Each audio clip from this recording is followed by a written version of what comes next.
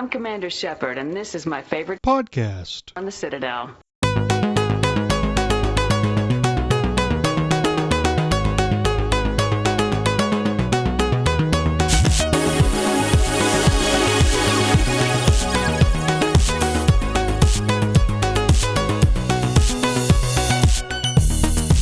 You are listening to Accidentally Casual, where we bring all the nerds together to have a nice, casual conversation about the things that we have in this wild, wild community. I am currently your host, Scott from BioWare Babbling, and joining me today is Tucker with his normal, enthusiastic, and vigorous intros. Tucker? Are you trying to do an impression of John Mulaney?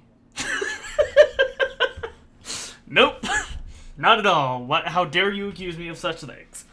Why would you take that as an accusation? I take that as a compliment. Dude's funny.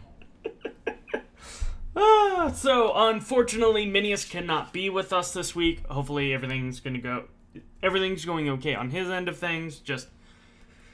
Couldn't make it in this week, which is fine.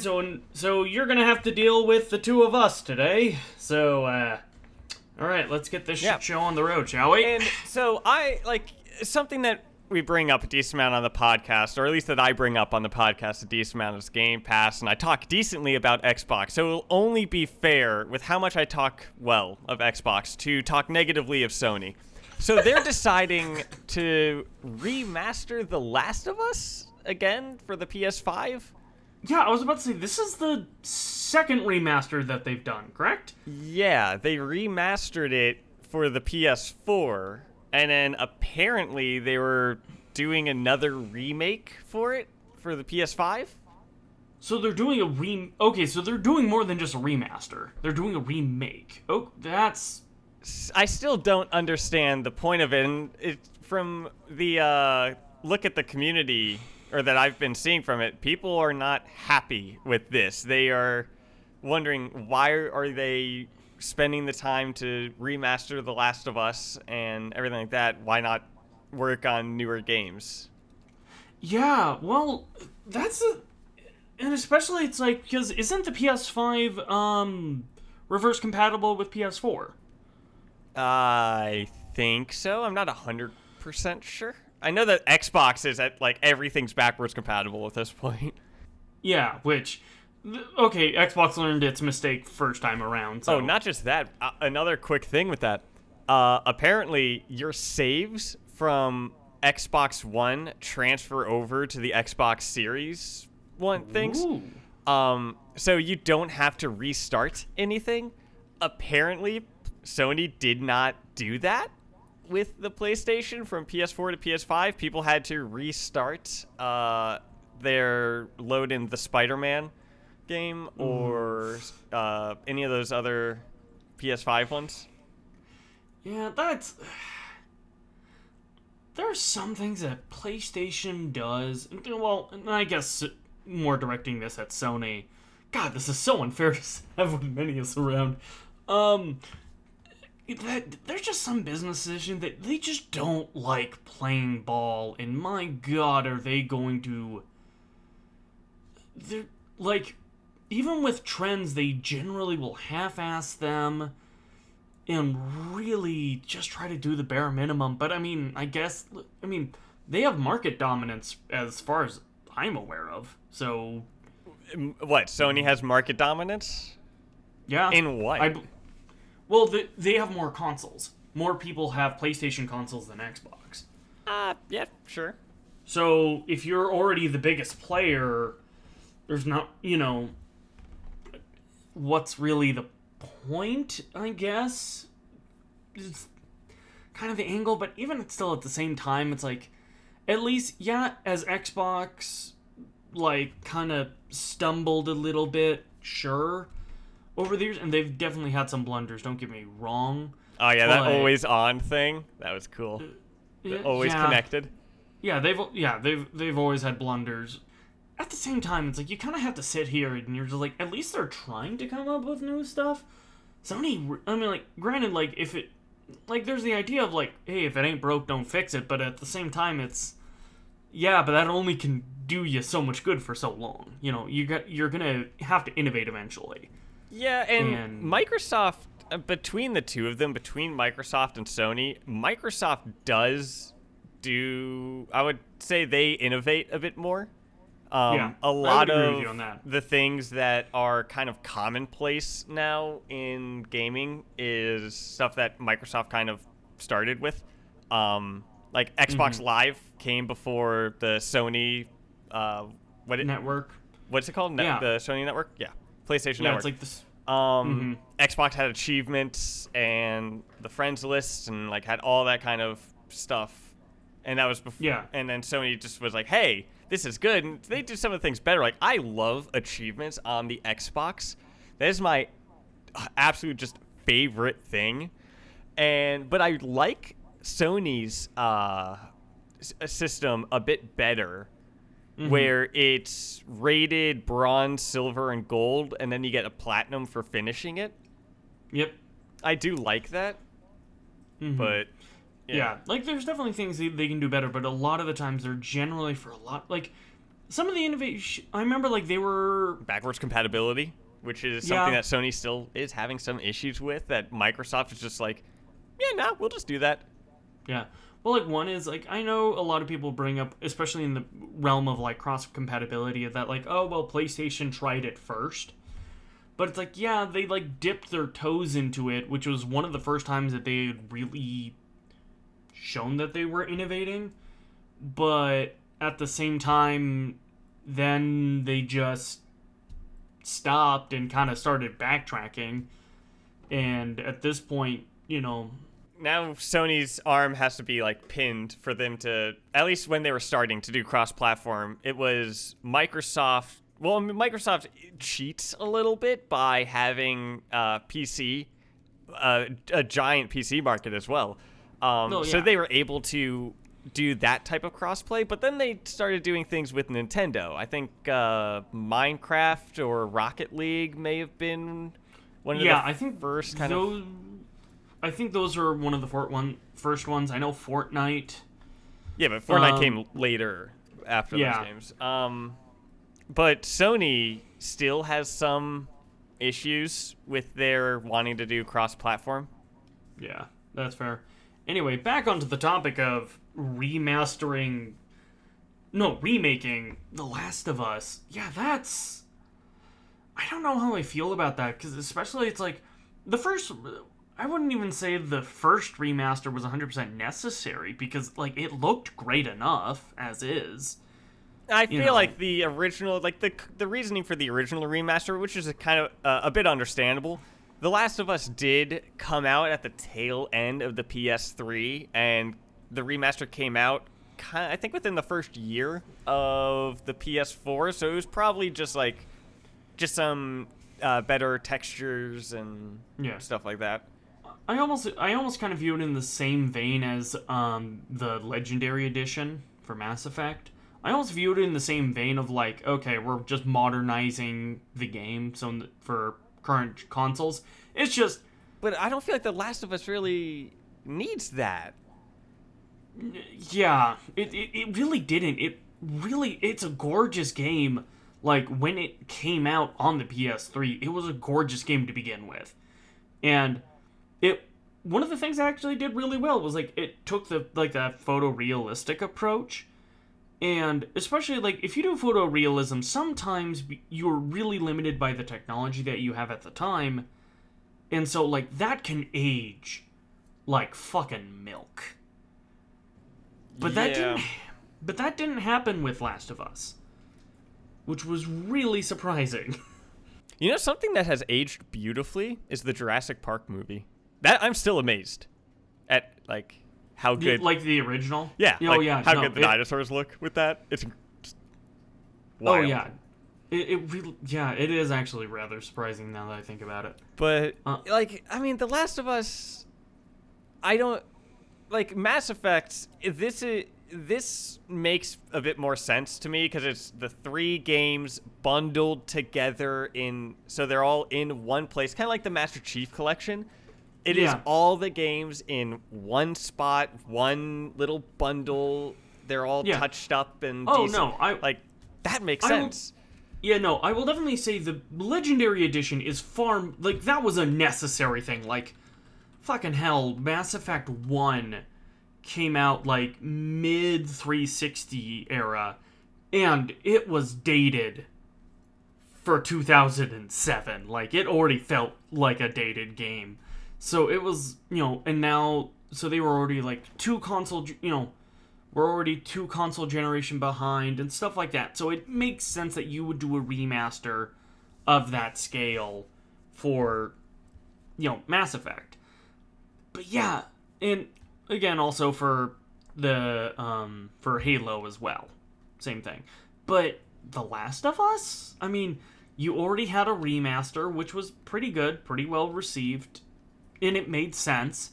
And especially if you already have a platform, the PS5, that can already play the remastered version, just do the reverse compatibility on the PS4, then why do you need to do a remake of it? Like, a part of me thinks like, oh god, are they going to like change the story? Are they going to? I mean, I doubt mess with it. They're not going to change the story because the story for the game is already like fantastic. It's already a great game. It would be gaming suicide if they did. But it's just like, are they doing something drastic as that? Are they trying like? There's also a rumor of a Red Dead 1 remaster. Oh, Not Red Dead Revolver, but the first Red Dead Redemption. Yeah, I mean, like, yeah, that one could use a remaster for sure. Especially absolutely. Because with Red Dead 2, which again, I've been spending so much goddamn time in that game. It is I get you, man. Such a good game. I am so upset at how much I held off on that game. And in fact, I have a horse in that I've just found in the campaigns, my new main horse. It is white horse, black spots and stuff all over it. I named it Horseshack, like Warshack. Boo! And I love it. Boo! But anyway. Yeah. But the remaster for the first Red Dead is that like they're just going to use the map from Red Dead 2, which makes sense. Like they're just kind of using that structure of it and then fixing it to match Red Dead 1. Yeah, well, it makes sense as well because if you look at like just how gorgeous the environments are, I'm just concerned about Red Dead 2.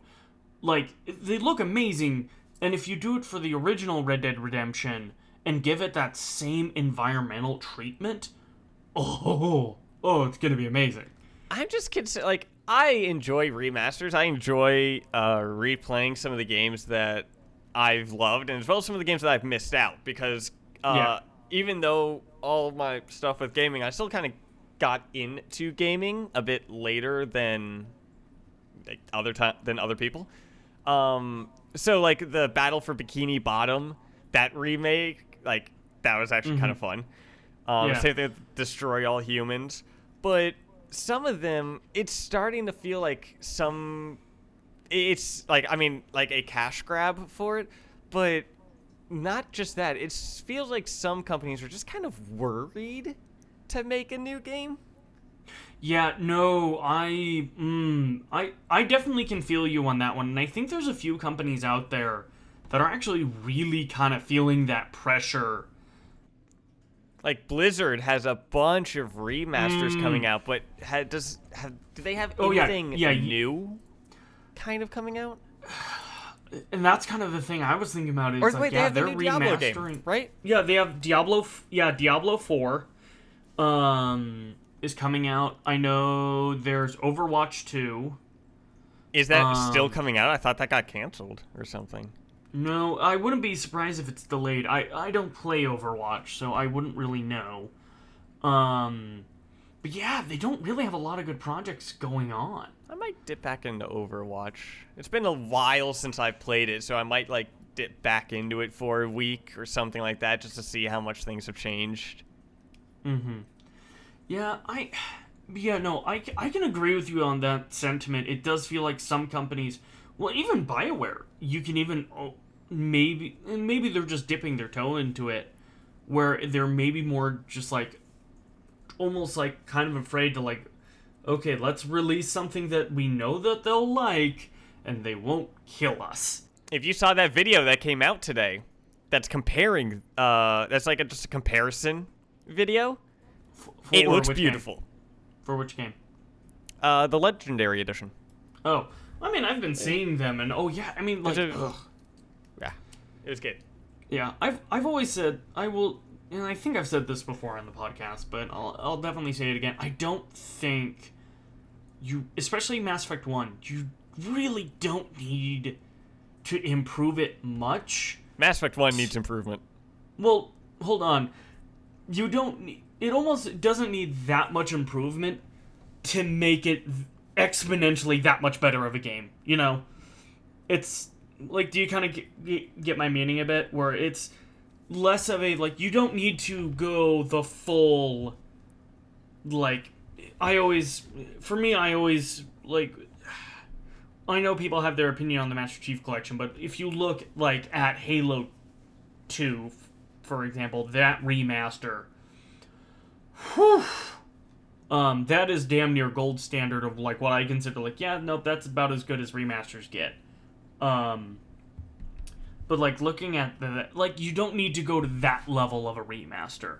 Like, okay, let's make everything a little bit prettier.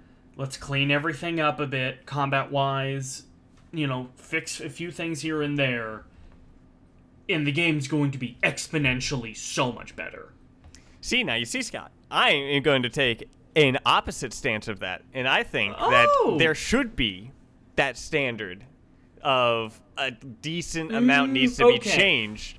Because if you're not setting that standard, that high up standard like that, then you're, like, you know, then you're, if you lower the bar for it, then you're allowing a lot more content to come in that is of lesser quality. That's fair. I can get you on that point. I was more meaning it on the idea of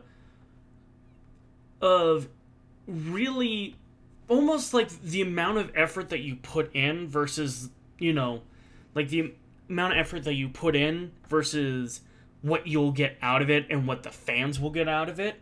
That ratio was really good of, like, you don't need to put that much effort in for the fans to appreciate it that, you know, exponentially more. Almost like the inverse of that, in my opinion, is this remake of the fucking Last of Us. Like, how much work are people gonna, you know, how much work are they gonna have to put into this remake? And at this point, fans are either going to feel the same or slightly less about it. I want to know who's the demographic that they're aiming for. Because this is also kind of like the Skyrim remakes, or how GTA 5 got a remake for the PS5. Which, why? Yeah. It didn't need that. Like, I appreciated the remaster from the 360 to the Xbox One. Yeah. And so on, just because it also added first-person mode and some other, like, things like that. Like, it was decent. But what's with the PS5? Well, where's GTA 6? Yeah. Well, and also another part about it is, you know, for games like that where they're more sandboxy, where you can, you know, Skyrim, GTA, and things like that, you know, whenever a new console comes out, they come out with a new version for that current console. You know, those are sandbox games. So new people can get those and, you know, explore with them more. You know, there's so much more you can do, but The Last of Us is not a sandbox. Yeah. Like, there's not really a lot that you can do with it. You know, like, I do, and granted, I say that as if it's like, oh, there's no content in this game whatsoever. Yeah, no, I don't want to be murdered by the internet, thank you. But it's more, what's the best way to, it almost more just, it's a linear game. It's a story-driven game. Yeah, it's a story-driven, very linear game that there's not much room to mess with sandbox-wise. You can't really deviate from the golden path. Yeah, so it's kind of weird for me that, like, okay, well, what's the longevity? What's really gonna bring people to mess around with this over and over again? And well, supposedly, there's a Last of Us TV show that has the director from Chernobyl, which is a show that I am meaning to watch. I've heard that they may try to, like, make it a one-to-one adaptation of the story, which I think is a horrible idea, but we already have topics that we have to talk about today, so I will just This is one of the topics, so keep going. No, I'm not squirreling off that easily. So I'm just gonna more just say, like, I think it's a bad idea that they are gonna try to do a one-to-one. Exploring the world of Last of Us, that's a different story, but like a one-to-one of the game, I just don't think that's gonna work. But I don't know if they would, like, try to tie it in. That's the one thing I'm kind of wondering is, like, would they try to tie it in with the TV show? It would be like a selling point or something for it, but Yeah, I mean, it can't would be the first imagine time. people who's the new people in the audience who is watching the show who hasn't played the game, who is now, after watching the show, going to go out and buy the game. Like, how many people is that? Yeah, no, that's not a thing. And also, I'm going to venture out and say that there probably would be just more people who have played the game and would play, gaming is a lot more popular than people give it credit for. And so, it doesn't make sense to me. It's... Like, I wonder how many people, after watching The Witcher on Netflix, how many people then went out and played Witcher 3 for the first time ever. That one would be interesting, because then you also have another dynamic of, like, how many people bought the books. Yeah. Which apparently, according to the author, not a lot of people, like, when the games came out, the popularity of the book really didn't change much, which is interesting, and I don't know if with the show that increased because they stayed much more faithful to the show. And that might be, like, the key selling point is, like, you have to stay faithful to the show, so then you can go back to the original and then, like, compare the two. But even still, it's just, like, I just don't see it. It's just, I don't see the logic in it. And apparently there was the original idea was for a remake of the original Uncharted game. But yeah, that was, like, that they makes decided sense. that wouldn't work. I think that could use a remaster. Absolutely. Like, I mean, the first Uncharted game was 2006? Yeah. Or something? Yeah. I think you're right. So, like, but yeah, like, I think that could use a remaster. Not to say these are really ugly games, it's just, yeah, give them a good new modern paintbrush. And stuff like that. And, yeah, I think fans will appreciate it, and especially, I think a lot of people are more familiar with, like, Uncharted 4, but they're not really familiar with, some of the older games. So I think it would be a good way to introduce it, but I also tried playing the first Uncharted game, and mechanic-wise, I feel like it wasn't really holding up as well. So, like, that could also be a reasoning for a remake, is to finally tune the gameplay of it. Yeah, because especially if you're talking about platformers and stuff like that, and if you don't have the mechanics down, you're not in for a fun time. Did you know that platformers and so on like that, or any of those games where you have to run and jump off of a ledge or anything like that, has something called the coyote effect? And that is a bit of the ledge that hangs off of it that the player can either... They're essentially like standing on the air or something like that, which allows people... Because we're awful at accurately timing things, So you make a invisible part of the ledge that is just a little bit off. So people, when they think they're on the edge and they're actually over it, but when they feel like they're doing that final jump across. You have that ledge right there, so then it can give them that little bit of a meep. Yeah, it's called the coyote effect. All right, so I think we kind of thoroughly beat that topic into the ground. So let's move on to our main topic, which is going to be live services and kind of our thoughts on live services. We were going to talk about this yesterday, but then or fucking hell, god damn it.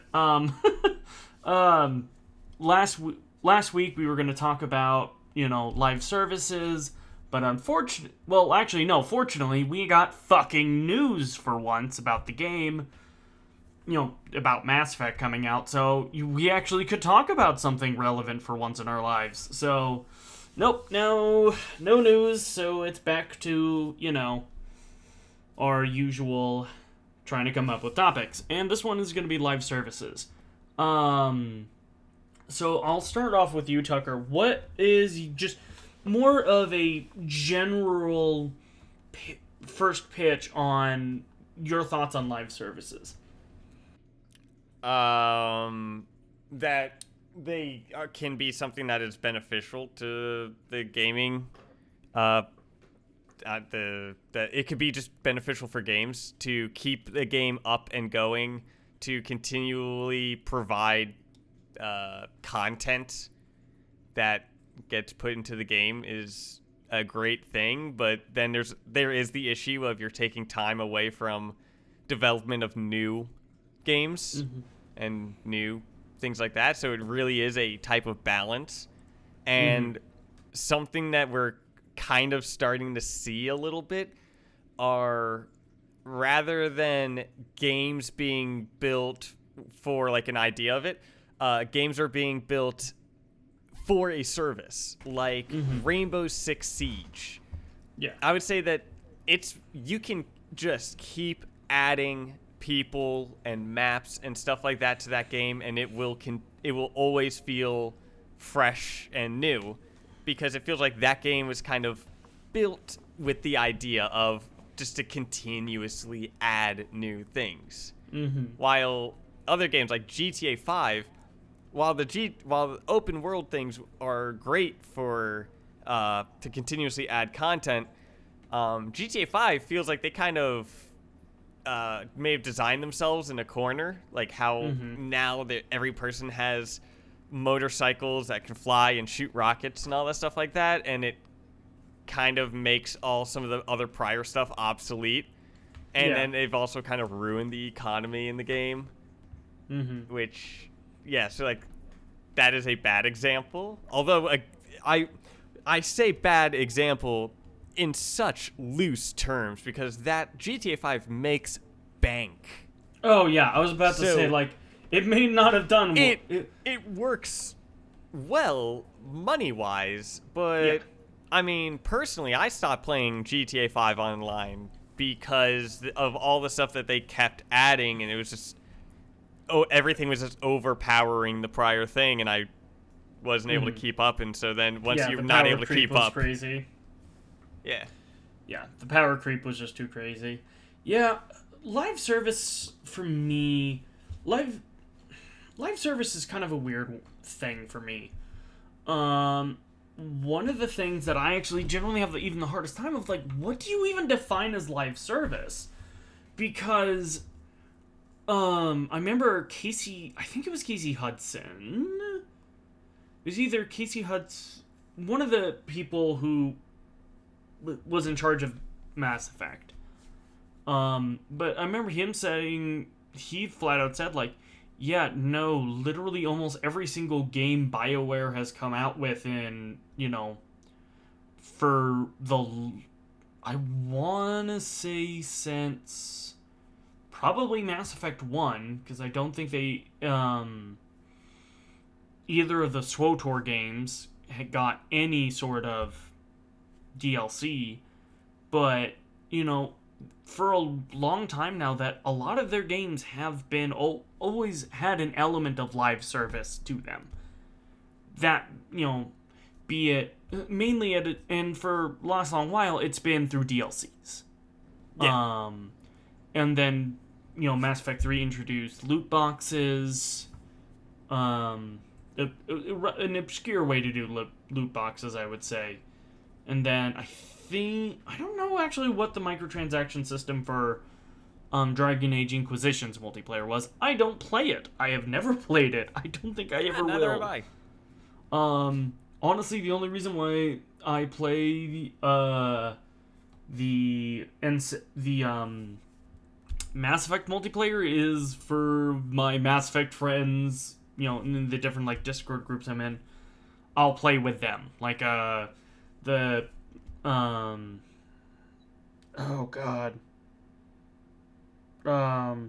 Odyssey Gaming, the crew from Odyssey Gaming, Ash and Rima, for N7 Day, I'll join them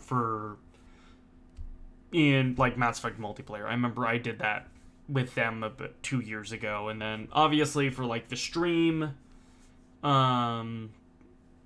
do have, for the stream and stuff, I'll do it, but I just don't play it that often. But back on the topic, I just, BioWare games have always had an element of live service to them. And for the most part, especially if you consider things like DLC, for the most part, BioWare, people have always liked the DLCs that BioWare has come out with.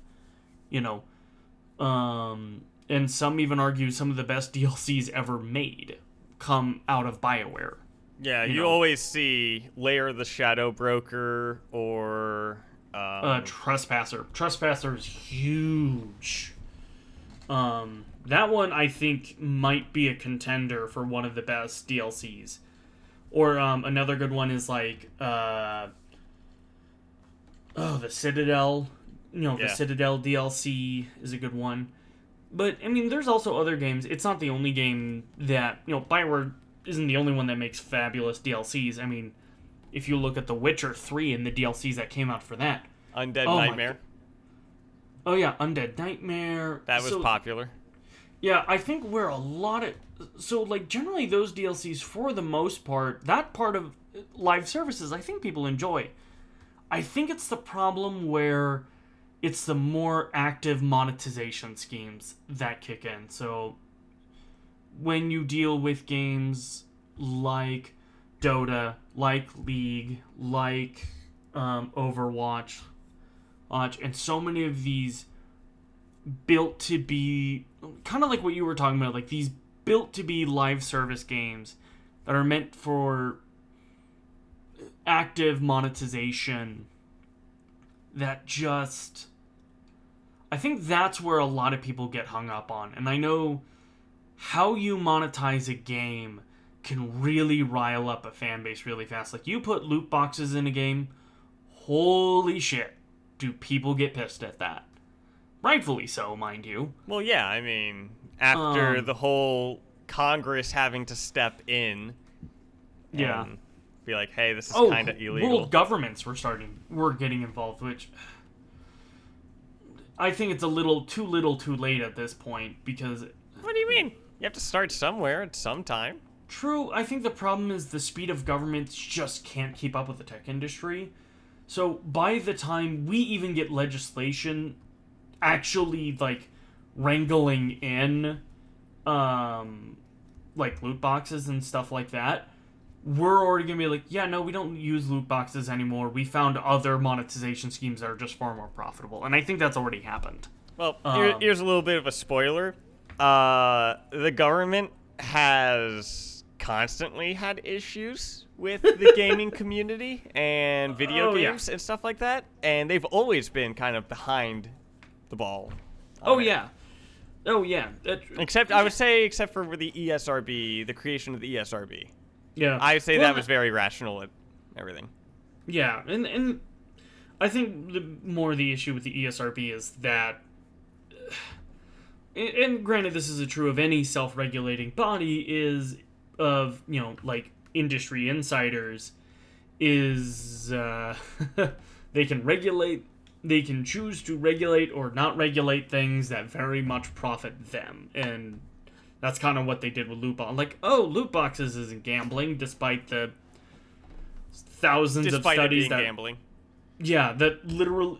Well, and it's crazy because they literally will use the same tactics that you see in, like, slot machines and other different types of gambling machines. Yeah, especially, I mean, some loot boxes do have, like, you can't get duplicates or things like that. It's like, that's good. But, yeah, this is a bit of an example going back with Siege. Siege has an awful loot box system. Absolutely awful. So every time, it has to be, I think, a ranked match. I don't think it counts with quick play, or I could be wrong with that. But at the end of the game, if you win, you roll this percent counter. And if it lands on, like, the arrow, then you get a pack.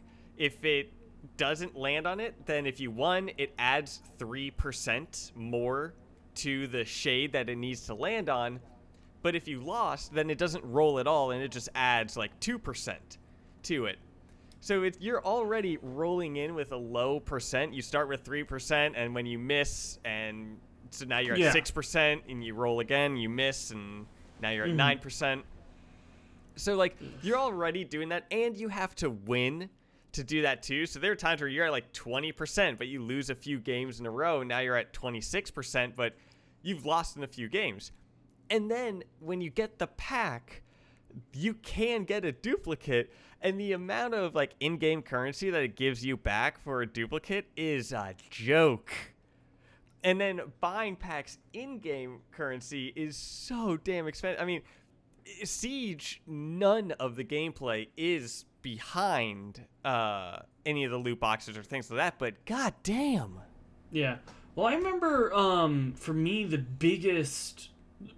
The time where I probably interact with live service in a negative way was when Battlefront 2 came out. I was one of the people who bought it, at release, and I was playing it.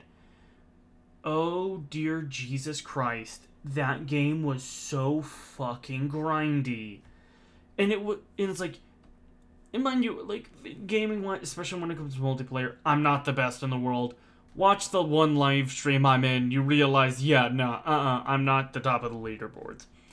But even still, like, with how I would play, it's just, and still the weapon balancing is bullshit in that game already. It still is years later. But I remember playing that, and I would do a 4 or 5 hour session, grind up to get one or two loot boxes, and then I would roll for them, because that was the only way you could, like, get better gear or progress at all in character-wise, was through these loot boxes. And oh Jesus Christ, I would do that, and then I would get nothing that I wanted, and it's like, wow, I literally wasted like 5 hours of my day to get hot garbage. One thing, though, to kind of, like, use this to transition a little bit, or at least transition point-wise, is while live services can have some really bad implementations, another one I can think of, like Apex, with some of their, like, exclusive items, it's like you have to spend essentially over $200 just to get to them, which is fucking bonkers. Is that, I mean, they can keep games going for fucking years. I mean, when Siege came out, it was, like, it did not have a good start at all, right? Yeah. But now, all of a sudden, it's one of the premier, esports games. And that's like 5 or 6 years later. Yeah, it came back from the dead. Yeah. Well, and even games like Among Us, which is a small indie game, that has elements of live services and monetization in it. And that took 5 or 6 years for that game to become the popular monstrosity that it is. Well, yeah, but that is a very different case, I would say. Was like a small indie game that blew up because someone streamed it. That game came out in like 2018 or something. Was it So- 2018? Okay. Yeah, and it was made by only 3 people. It was just Yeah. a small kind of like project thing, and it just right place, right time, Oh yeah. great art style that the internet just fell in love with. Great timing with the pandemic. I mean, Yeah, fair. Fair enough there. Well, and almost Fortnite kind of fell into the same category as well as, kind of a game where it was like, it was kind of popular, not really. They kind of put in this, like battle royale to see how it would work. And then it blew, when people fell in love with the art style and stuff like that, and it really blew up from there. But I would say, like, Fortnite had probably one of the best monetization schemes out there, and it seems to be the most... I think it is now at the point where it's probably going to be how they have their monetization scheme set up is generally like through skins and things like that you can buy only for a limited time on like the little like storefront that they have. And then there's also a battle pass which also gets you skins and extra goodies as well. It seems to be that has been the most accepted type of monetization because it's not random. You're getting what you want. There's a little bit of market manipulation where it's, oh, the skin will only be, available for a short time, and then after that, who knows? But after that, I think that game really kind of showed, like, okay, this is probably the best way to monetize your game, especially if you're more of a live service game. And I've seen a lot of different games adopt that style. Even Anthem had practically the same style of monetization as Fortnite did. Which is why I've said on the podcast before, more than likely, I would bet a bottom dollar that Anthem made a profit. Is just on that fact alone of that monetization scheme has been shown to be successful in the past. And with the amount of sales that Anthem did have, and, granted, it's hard to know how big the player base was and stuff like that at any given point, but I bet you Anthem did probably make a decent amount of money. It probably made some money, but not enough that EA wanted to keep spending money towards it. Yeah. One thing I think live services also lends to, it helps keeps games relevant.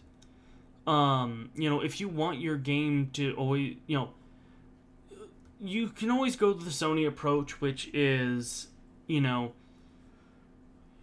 where they just, most of their games really do not require live services. They really don't. Like God of War requires none. Last of Us requires none. Zero Dawn Horizon doesn't require any, and there are others as well. But, they also really make sure they spend the time and make sure those games are good, but they don't come out very often, and they're fucking expensive. You're talking, I think Horizon Zero Dawn, I think that was made for $80 million, if not more. I have no idea. Yeah, I think it was something around there.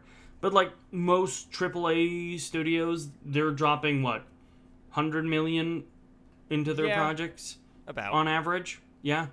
About 150 million. Yeah. And then you're spending about that same on marketing. Which I've always I've always had my issues with marketing, where it's just like, really? We need to spend that much to market the damn game? Okay. Yeah.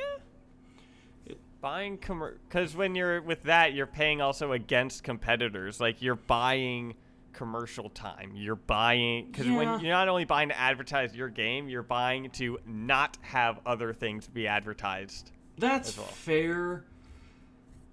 That's fair. Just, I mean, okay. that's a bit of my view on it, and I mean that is one small piece of it. I'm sure there's a bunch of other things that are taken into account of it, but that's one thing that. Yeah, but I mean, so and while they can do that, the problem is like their games eventually they fall out of obscurity. Yeah. Like God of War is not talked about as much as it used to be. Same thing with Horizon Zero Dawn, except Not until the sequel comes out for it. Exactly, until a sequel comes out and then you rebuild the hype train. But I think one of the biggest problems that I think people need to really and understand, yes, it's all about money. And I think that's, while true, doesn't accurately describe really what's going on. And one of the big things that I see is not necessarily, oh, it's about money. It's like, no, if we don't do this, we could lose, we would be missing out on so much money. Like, I'm just imagining how many games that didn't have, like, Overwatch, for example. If it didn't have its loot box system in how it was set up, I bet you it would still be just as popular. It would have... Well, maybe, because I would say something that helps keep Overwatch popular is its continuous addition of new people, like new people to play as, new maps and stuff like that. And all of that comes, from my understanding, it is free. Mm-hmm. So, and it is paid, and this is an argument for microtransactions, and I do support microtransactions because they can be helpful for the game. They just need to be done right.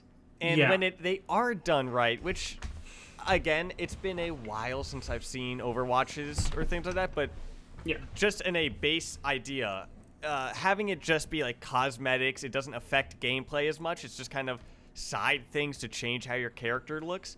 And the people who want to spend money on that helps fund new maps, new characters, things like that can potentially split the base, that those get free and available to everyone. Because part of the issue was when you had to buy DLC, when you had to buy map packs and things like that. I remember battle passes and stuff like that would come with like different maps. I remember you would have to, if you were in a lobby with some of your friends and you're just playing through, you're having a fun night, and then one of your friends now gets kicked from the game because he didn't buy the second DLC pack that came out that has the map that we loaded into.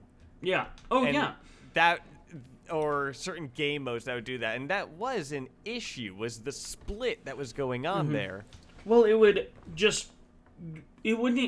say it would do more than just half the community each time that, it would I remember a good example for me that I experienced was when Battlefield 1 came out. I'm a giant World War I nerd, and when I saw that game, I was like, okay, I want to get into it, and I really enjoyed it.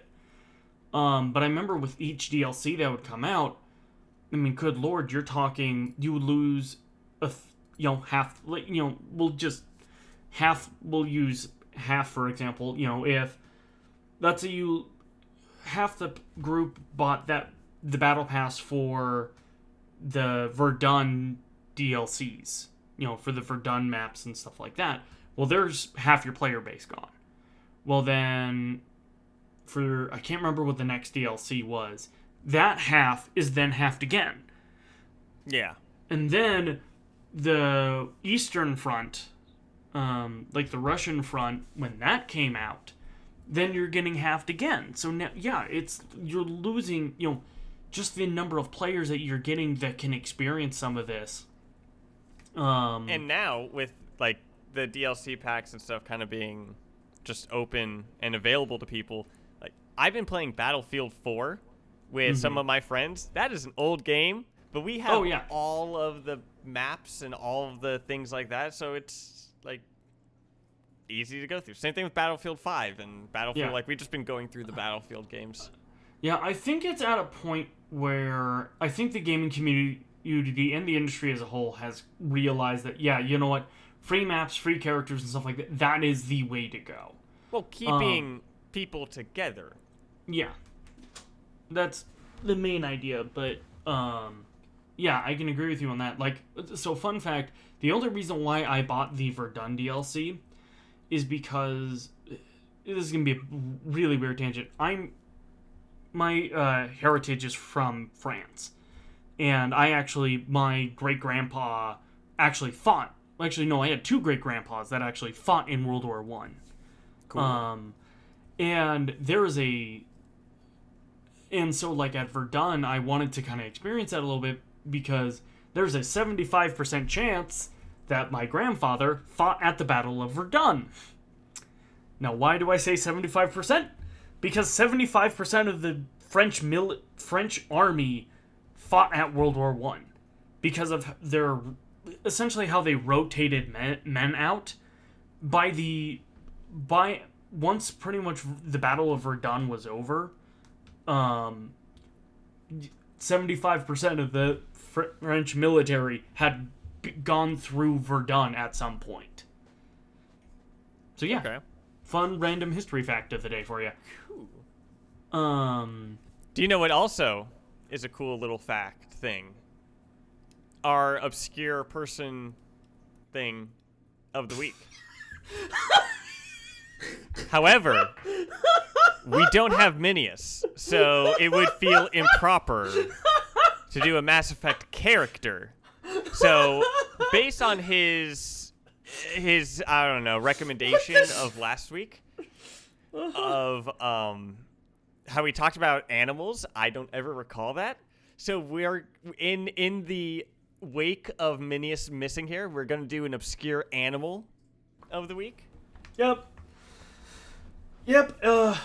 And, because there's absolutely no proof whatsoever that obscure animal of the week was ever done, you fight me on that one. So, we're going to start this totally brand new series, never been done before on the show, Obscure Animal of the Week. We're going to start with shifty space cows.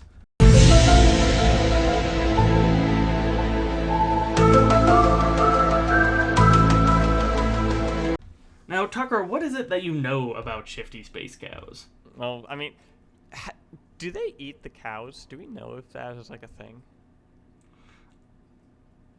I think so. Like, do they eat them? I think so. Like, have we gone by like the Presidium and there's like a burger joint?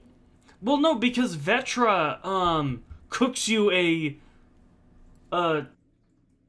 oh god, I have to remember because it's really awkward. Like the wording that she used was really awkward, but it was like cow steak or something like that. So I mean, yeah. How much does the shifty cow take? Like, the shifty cow continuously takes money away from you if you don't look at them, right? Or is it a set amount? I think it's continuous. I think it only takes, like, 100 credits at a time. And I think it might actually, like, increase more and more each time. I hope that's an achievement in the Legendary Edition. Like... 5 gamer score or bronze thing or something like that. Like, did that cow take something from me? Like, have that be the description.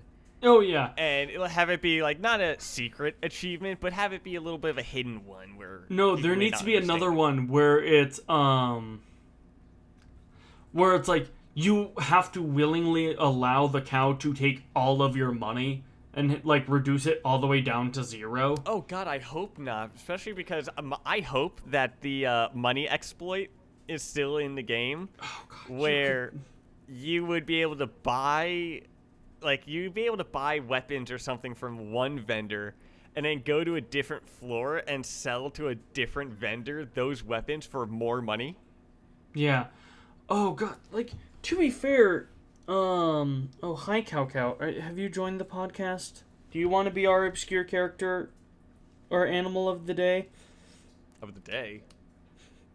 Yes, that is. Here, come here, Cow Cow. Come here. No? No, you want to? No, get over here.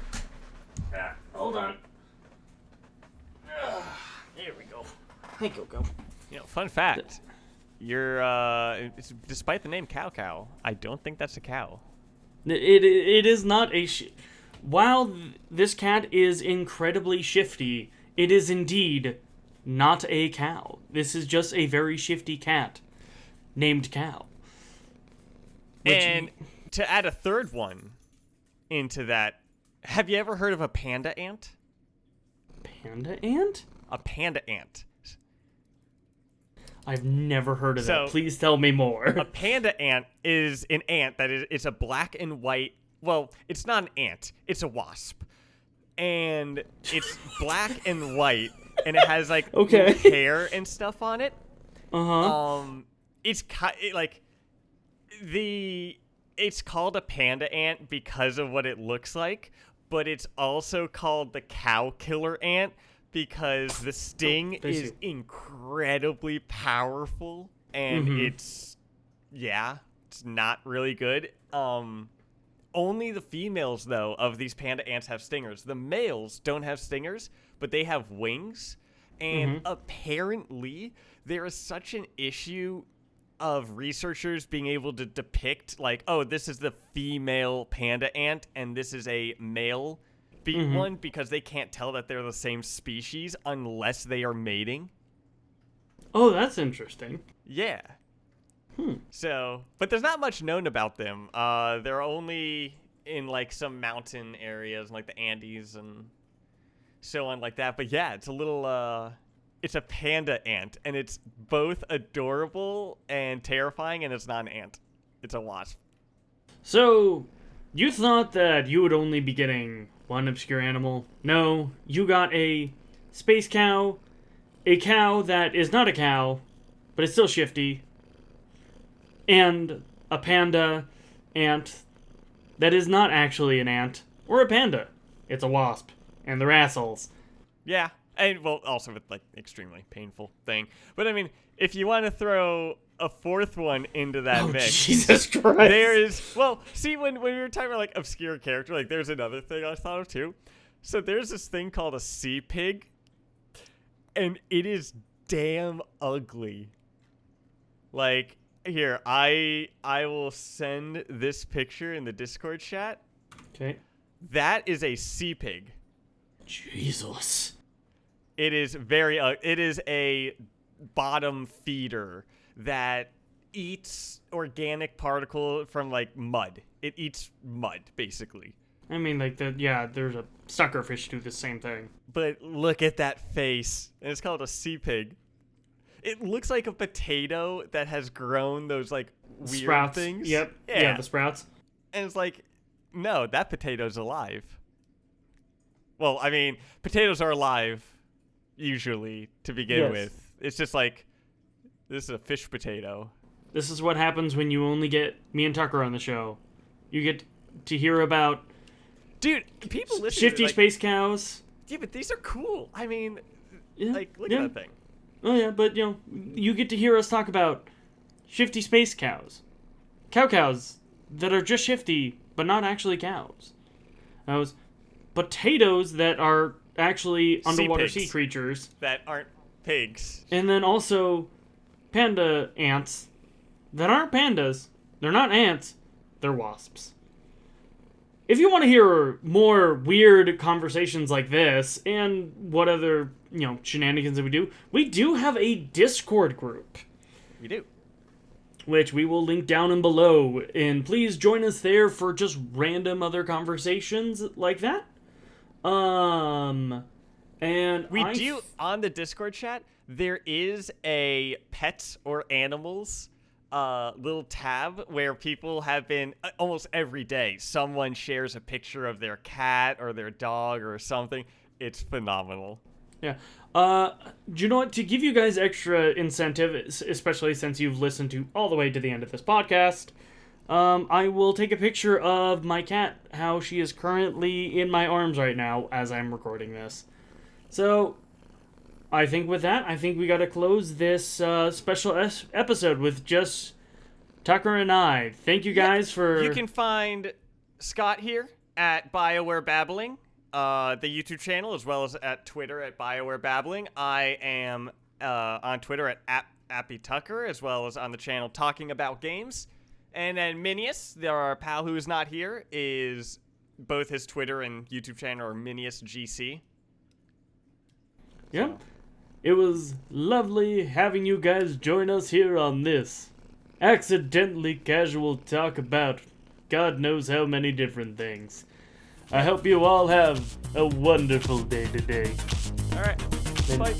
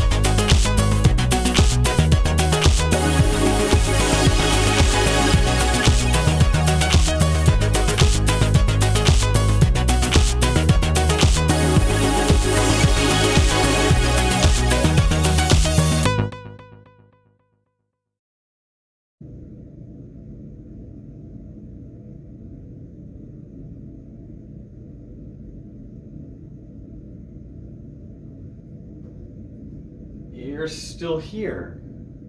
It's over. Go watch another video. Go.